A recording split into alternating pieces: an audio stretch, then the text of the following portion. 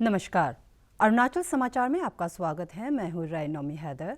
आइए बुलेटिन में सबसे पहले देखते हैं मुख्य समाचार।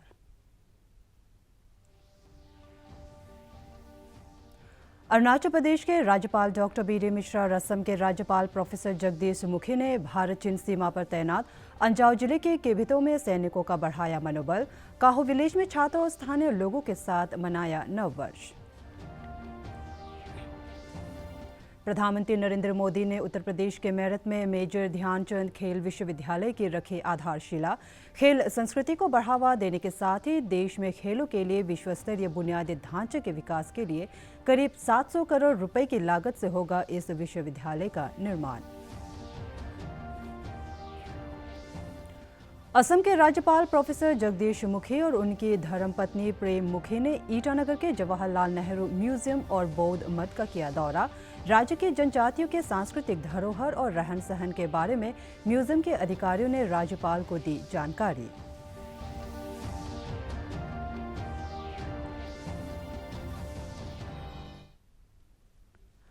अरुणाचल प्रदेश के राज्यपाल डॉक्टर बी.डी. मिश्रा और असम के राज्यपाल प्रोफेसर जगदीश मुखी ने भारत चीन सीमा पर तैनात अंजाव जिले के केबितो में सैनिकों के मनोबल बढ़ाने के लिए उनके साथ नया साल मनाया।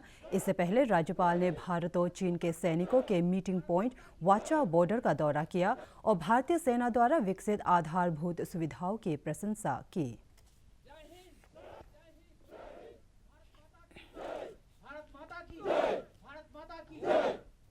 और ये हमारे प्रधानमंत्री मोदी जी भी कहते हैं, फौज के लिए हथियार, साजो सामान, फौज के लिए सुविधाएं वो जो कर रहे हैं उसका आज तक भारत के स्वतंत्र भारत के इतिहास में किसी ने नहीं किया था। वो जो कर रहे हैं ये फोर्स मल्टीप्लायर है। आप जवान हैं, आपके हाथ में वो कुवत है कि हम देश की रक्षा कर सकें, लेकिन उसी के साथ साथ जो हमारा शीर्ष नेतृत्व है आज बहुत काबिल है और देश के रक्षा के लिए सब कुछ कर रहा है। हमारे प्रधानमंत्री श्री नरेंद्र मोदी जी कहते हैं कि उनका उद्देश्य है कि भारत की सेनाएं दुनिया में सबसे बहादुर हों। अरुणाचल प्रदेश के राज्यपाल डॉक्टर बी.डी. मिश्रा और असम के राज्यपाल प्रोफेसर जगदीश मुखी ने नववर्ष के मौके पर भारत चीन सीमा से लगे अंजाव जिले के काहो विलेज का दौरा किया। इस अवसर पर गांव के बच्चों और स्थानीय लोगों ने देशभक्ति के गीतों से उनका स्वागत किया।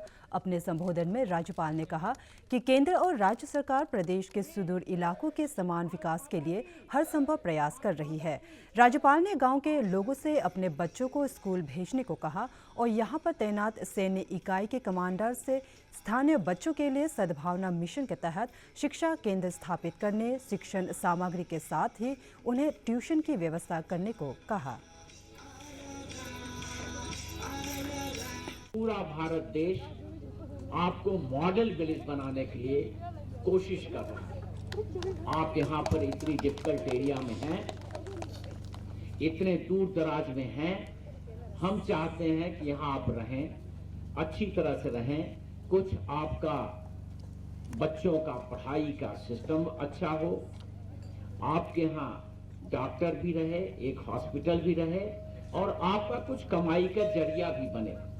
मैंने सिविल एडमिनिस्ट्रेशन को बताया है कि जो भी गांव की दिक्कतें हैं, जो भी प्लान बना है, जो भी सैंक्शन हुआ है, वो पूरा एक एक पैसा यहाँ आना चाहिए, ग्राउंड पर लगना चाहिए, डेवलपमेंट होना चाहिए और सभी हमारे भाई बहन यहाँ पर जितने हैं खुशहाल होने चाहिए। मैं चाहता हूँ कि हमारे सभी भाई बहन बच्चों इनके चेहरे पर हमेशा मुस्कान रहे, हम यही चाहते हैं। बहुत धन्यवाद और आप लोगों को एक बार फिर नया साल मुबारक। प्रधानमंत्री नरेंद्र मोदी ने आज उत्तर प्रदेश के मेरठ में मेजर ध्यानचंद खेल विश्वविद्यालय की आधारशिला रखी। यह विश्वविद्यालय खेल संस्कृति को बढ़ावा देने के साथ ही देश में खेलों के लिए विश्व स्तरीय बुनियादी ढांचा उपलब्ध कराएगा। उन्होंने कहा कि मेरठ महान हॉकी खिलाड़ी ध्यानचंद की भी जन्मभूमि रही है। कुछ महीने पहले ही केंद्र सरकार ने देश के सबसे बड़े खेल पुरस्कार का नामकरण उनके नाम पर किया है। उन्होंने कहा कि मेरठ मेजर ध्यानचंद की कर्मस्थली रही है। यह खेल विश्वविद्यालय synthetic hockey, football, basketball, volleyball, handball, kabaddi मैदान, lawn tennis court, gymnasium hall, synthetic running stadium, तरणताल, बहुउद्देशीय हॉल और साइकिल वेलोड्रोम सहित आधुनिक बुनियादी ढांचा सुविधाओं से लैस होगा। इसमें अन्य खेलों के अलावा निशानेबाजी, स्क्वैश, भारोत्तोलन, तीरंदाजी, कैनोइंग, कयाकिंग के लिए भी सुविधाएं रहेंगी।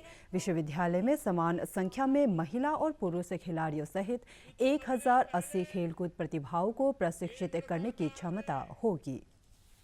देश के सबसे बड़े खेल पुरस्कार का नाम दद्दा के नाम पर कर दिया। आज मेरठ की स्पोर्ट्स यूनिवर्सिटी मेजर ध्यानचंद जी को समर्पित की जा रही है। और जब इस यूनिवर्सिटी का नाम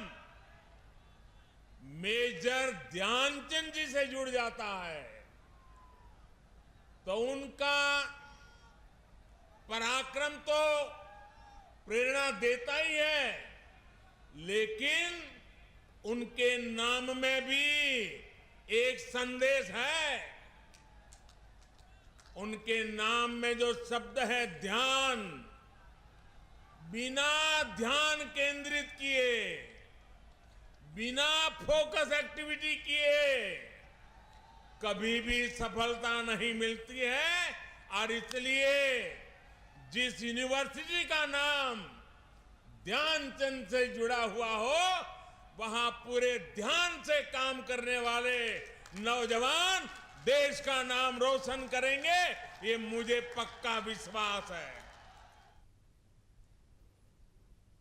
असम के राज्यपाल प्रोफेसर जगदीश मुखी और उनकी धर्मपत्नी प्रेम मुखी आज ईटानगर के जवाहरलाल नेहरू म्यूजियम और बौद्ध मठ का दौरा किया।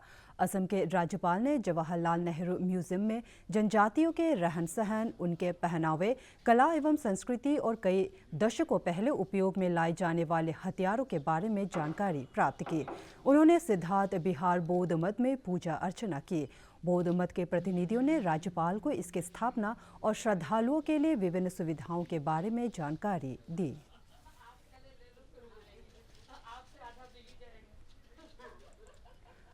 फ्लाईबिग एयरलाइन इस वर्ष से सीमांत राज्य अरुणाचल प्रदेश के पासीघाट, तेजू और कई अन्य स्थानों से हवाई सेवा का विस्तार करेगी। अपने एक ट्वीट में केंद्रीय कानून मंत्री किरण रिजिजू ने प्रसन्नता व्यक्त करते हुए कहा कि ईटानगर को एयर कनेक्टिविटी से जोड़ने के सभी प्रयास किए जा रहे हैं और होलोंगी एयरपोर्ट का निर्माण कार्य इस वर्ष के अंत तक पूरी हो जाने की उम्मीद है। गौरतलब है कि मुख्यमंत्री पेमा खांडू की मौजूदगी में पिछले वर्ष राज्य के पासीघाट, तेजू, मेचुका, तवांग, जीरो सहित प्रदेश के कई सुदूर इलाकों में एयर कनेक्टिविटी के संबंध में फ्लाईबिग एयरलाइन के साथ एक समझौता किया गया था। देश में अब तक कोविड के नए वेरिएंट ओमिक्रॉन से 1525 लोगों के संक्रमित होने की पुष्टि हुई है। हालांकि इनमें से 560 मरीज स्वस्थ हो चुके हैं। केंद्रीय स्वास्थ्य मंत्रालय के अनुसार देश में अब तक 1,45,44,00,000 कोविड के टीके लगाए जा चुके हैं। पिछले 24 घंटे में 27,000 से अधिक कोविड रोगियों की पुष्टि हुई और 9,000 से अधिक कोविड रोगी स्वस्थ हुए। इधर अरुणाचल प्रदेश में शनिवार को कोविड संक्रमण का एक भी मामला सामने नहीं आया और 3 रोगी स्वस्थ हुए। राज्य में कोविड के सक्रिय रोगियों की संख्या घटकर 18 रह गई है। देश भर में 15 से 18 वर्ष के बच्चों को सोमवार से कोवैक्सीन की डोज लगाने के लिए कोविन पोर्टल पर ऑनलाइन पंजीकरण शुरू हो गया है। पंजीकरण के लिए स्कूल का पहचान पत्र या आधार कार्ड उपयोग किया जा सकता है। पेश है एक रिपोर्ट। 15 से 18 साल तक के बच्चों का कोविन पोर्टल पर शनिवार यानी 1 जनवरी से रजिस्ट्रेशन शुरू हो गया है। पूरे देश में कुल 7,40,56,000 बच्चों को कोरोना वैक्सीन लगाई जाएगी। टीकाकरण को लेकर सभी राज्यों में तैयारियां चल रही हैं। बच्चों को कोवैक्सीन लगाई जाएगी। पहली और दूसरी डोज के बीच 28 दिन का अंतर होगा। 3 जनवरी से ऑन साइट रजिस्ट्रेशन होगा। 15 से 18 साल तक के बच्चों के लिए अलग से टीकाकरण टीम होगी और अलग से लाइन होगी। बच्चों का कोविन पोर्टल पर रजिस्ट्रेशन कराना होगा। इसके लिए पालक या परिवार के किसी सदस्य का मोबाइल नंबर जरूरी है। रजिस्ट्रेशन के लिए आधार कार्ड, बैंक पासबुक, स्कूल का आईडी जरूरी है। 2007 या उससे पहले जन्मे बच्चे वैक्सीनेशन के लिए पात्र होंगे। प्रत्येक टीकाकरण साइट पर 3 रूम होंगे। पहले रूम में रजिस्ट्रेशन होगा, दूसरे में टीका लगेगा और तीसरे रूम में निगरानी होगी। टीकाकरण के बाद बच्चों को 30 मिनट तक निगरानी कक्ष में बैठाया जाएगा। कोविन वेबसाइट पर जाकर रजिस्ट्रेशन कराना होगा। रजिस्ट्रेशन के वक्त आपके बच्चे का नाम, उम्र समेत सभी जानकारियां देनी होंगी। कंफर्मेशन के लिए मोबाइल नंबर पर OTP आएगा, जिसे पिन कोड के लिए डालना होगा। OTP नंबर डालने के बाद आपके सामने वैक्सीनेशन सेंटर की लिस्ट आ जाएगी। इसके बाद आप अपनी तारीख और समय के साथ अपना वैक्सीनेशन स्लॉट बुक कर सकते हैं। टीकाकरण के बाद भी मास्क लगाना है और कोविड उपयुक्त व्यवहार का पालन करना जरूरी होगा। देश में कोविड के मामलों में बढ़ोतरी हो रही है, वहीं दूसरी तरफ देश में टीकाकरण भी तेजी से चल रहा है। भारत का शानदार स्वाधीनता संघर्ष आधुनिक विश्व के महानतम संघर्षों में से एक है।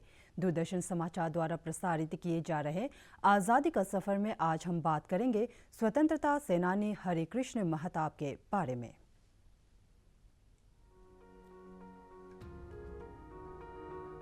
आज हम स्वाधीनता सेनानी हरे कृष्ण महताब को भी स्मरण कर रहे हैं, जिनकी मृत्यु 2 जनवरी 1987 को हुई थी। वे उत्कल केसरी के नाम से लोकप्रिय थे। महताब स्वतंत्रता संघर्ष के दौरान कई बार जेल गए। हरे कृष्ण महताब का जन्म 21 नवंबर 1899 को ओडिशा के बालेश्वर जिले के अगरपाड़ा गांव में हुआ था। स्वतंत्रता आंदोलन में शामिल होने के लिए उन्होंने 1921 में स्नातक की पढ़ाई बीच में छोड़ दी। वे 1930 में उत्कल प्रदेश कांग्रेस कमेटी के अध्यक्ष बने। उसी साल सत्याग्रह आंदोलन में भाग लेने के कारण उन्हें जेल भेज दिया गया। कैद में उन्होंने वाल्मीकि रामायण का ओडिया में अनुवाद किया। उन्होंने भगवत गीता को ओडिया में काव्य रूप में लिखा। नमक सत्याग्रह में भाग लेने के लिए उन्हें 1932 में जेल भेजा गया। जेल से रिहा होने पर महताब ने कुछ समय महात्मा गांधी के साथ बारडोली में बिताया।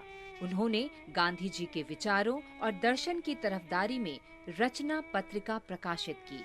1942 में भारत छोड़ो आंदोलन के दौरान देश के शीर्ष राजनीतिक नेतृत्व के साथ उन्हें भी गिरफ्तार किया गया। वे 2.5 साल तक अहमदनगर किले की जेल में बंद रहे और मई 1945 में रिहा किए गए। महताब ओडिशा के प्रथम मुख्यमंत्री थे। वे अप्रैल 1946 से मई 1950 तक इस पद पर रहे। वे 1950 से 1952 तक केंद्रीय वाणिज्य और उद्योग मंत्री रहे और बाद में 1955 से 1956 तक बंबई के राज्यपाल का पद संभाला। 1956 में राज्यपाल का पद छोड़कर वे पुनः ओडिशा के मुख्यमंत्री बने और 1956 से 1960 तक इस जिम्मेदारी को निभाया। मुख्यमंत्री के कार्यकाल के दौरान महताब ने रियासतों के विलय और एकीकरण, कटक से हटाकर भुवनेश्वर को राजधानी बनाने और बहुउद्देशीय हीराकुंड बांध परियोजना को स्वीकृति और निर्माण में महत्वपूर्ण भूमिका निभाई। वे 1962 में अंगुल से लोकसभा के लिए चुने गए और जीवन पर्यंत लोगों की सेवा करते रहे। महान राष्ट्रवादी को शत शत नमन। अरुणाचल समाचार के आज के अंक में इतना ही। जाने से पहले आप सभी से अनुरोध है कि कोविड-19 के दिशा निर्देशों का पालन करें। हमेशा मास्क लगाए, बार बार हाथ धोए और सोशल डिस्टेंसिंग के नियमों को मानें। कोरोना महामारी से बचाव के लिए आपका वैक्सीन लगवाना भी ज़रूरी है। अगर आप वैक्सीन लगवाने के पात्र हैं तो ज़रूर लगवाएं। हम कल फिर हाजिर होंगे अरुणाचल और देश दुनिया की खबरों के साथ। चलते चलते आपको बता दें कि आप अरुणाचल समाचार हमारे YouTube channel DD news Arunachal पर भी देख सकते हैं। देखते रहिए अरुण प्रभा। नमस्कार।